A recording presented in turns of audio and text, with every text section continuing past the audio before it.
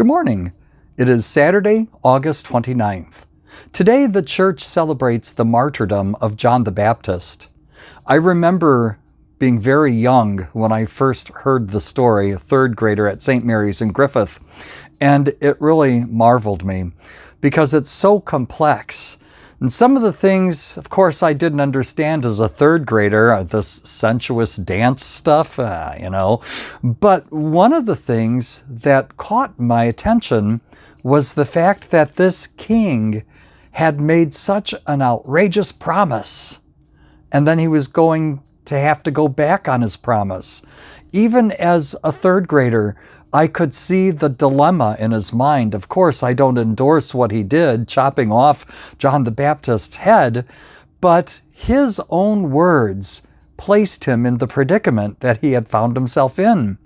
Because after Herodias's daughter performed this very exotic dance, Herod wanted to give her anything.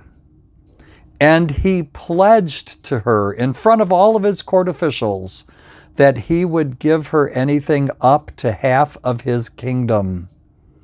And after she consulted with her mother, she came back with a very simple request: the head of John the Baptist on a silver platter. You could imagine what was going through his mind because he feared John. Even though he had John arrested, he would go visit him often and listen to what John had to say, because John's words were speaking to him about the need to repent.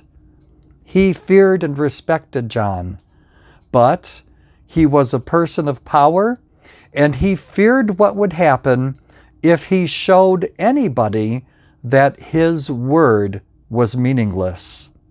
When you were a king, you had your power, and it was backed by your word.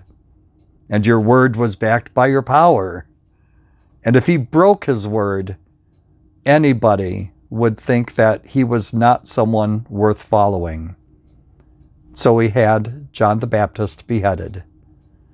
I think that's a good example for us about watching what we say, and about not allowing pride to get in our way. There are times that we might have to tell somebody, I'm sorry, I was wrong about that, and this needs to be done instead.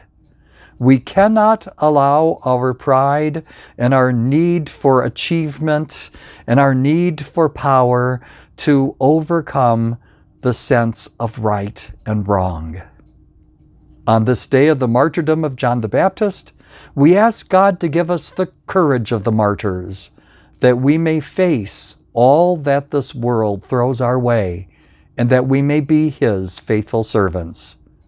God bless you this day and every day of your lives.